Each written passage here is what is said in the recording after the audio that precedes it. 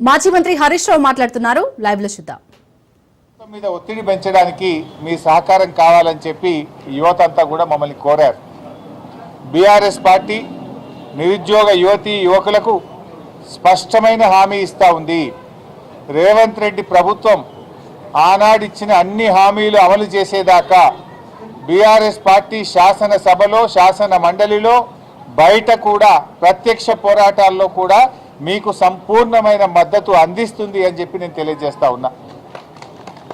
BRS party మొదటి నుంచి కూడా కేసీఆర్ గారి నాయకత్వంలో స్థానికులకే ఉద్యోగాలు దక్కాలని రాష్ట్రపతి ఉత్తర్వులను సవరించి 95% ఉద్యోగాలు స్థానికులకు దక్కే విధంగా రాష్ట్రపతి ఉత్తర్వులను సవరించి ఆర్డర్లు తెచ్చింది బీఆర్ఎస్ పార్టీ.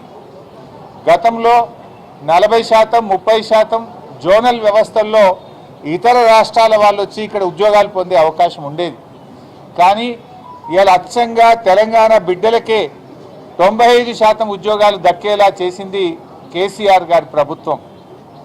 అంతేకాదు బీఆర్ఎస్ ప్రభుత్వం, కాంగ్రెస్ పార్టీ అనేక అబద్ధాలు, గోబల్స్ ప్రచారం చేసింది. నేను ఈరోజు రిలీజ్ చేస్తూ ఉన్నాను.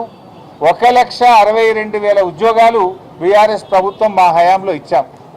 ఇందులో చాలా స్పష్టంగా ఏ డిపార్ట్మెంట్ నుంచి నోటిఫికేషన్ ఇచ్చాం, ఏ రోజు నోటిఫికేషన్ ఇచ్చాం, ఎన్ని ఉద్యోగాలు నియామకం చేశాం, మొత్తం 1,62,000 ఉద్యోగాలు బీఆర్ఎస్ హయాంలో ఇచ్చినటువంటి వివరాలను నేను ఈరోజు రిలీజ్ చేస్తూ ఉన్నాను. రేవంత్ రెడ్డి ప్రభుత్వం ఏంటంటే అసలు బీఆర్ఎస్ ఉద్యోగాలే ఇవ్వలేదని ఒక గోబల్స్ ప్రచారానికి పాల్పడతా ఉన్నారు. 95% తెలంగాణ బిడ్డలకు ఉద్యోగాలు దక్కేలా చేసింది బీఆర్ఎస్. 1,62,000 ఉద్యోగాలను నియామకం చేసింది బీఆర్ఎస్. ఇవాళ మరి రేవంత్ రెడ్డి గారు ఆయన అసెంబ్లీలో రిలీజ్ చేసిన జాబ్ క్యాలెండర్ ఇది. అసెంబ్లీలో మేము చాలా పట్టుబట్టాం.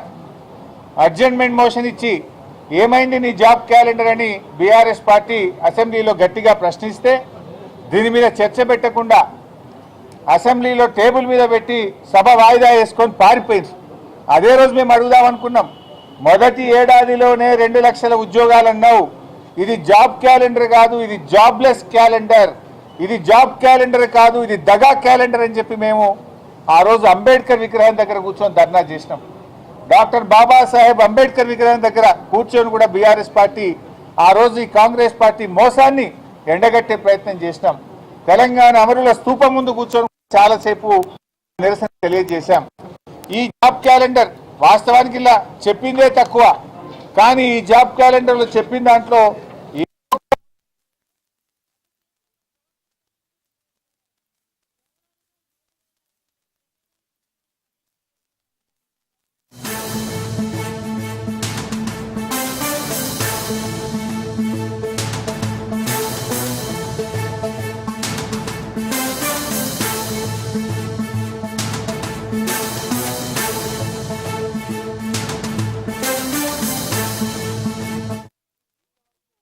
నోటిఫికేషన్ కూడా రాలేదు.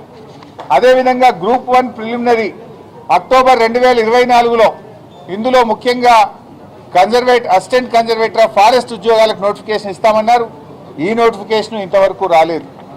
అదేవిధంగా gazetted scale officers, degree and above professional services in department, corporations and societies జనవరి 2025లో నోటిఫికేషన్ ఇస్తామన్నారు. నోటిఫికేషన్ రాలేదు.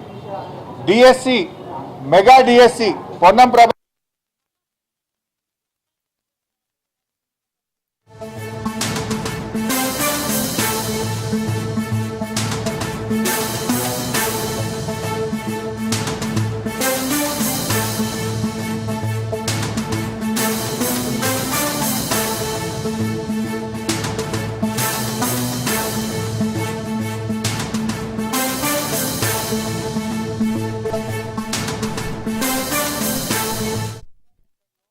ఒక్క నోటిఫికేషన్ కూడా రాలేదు.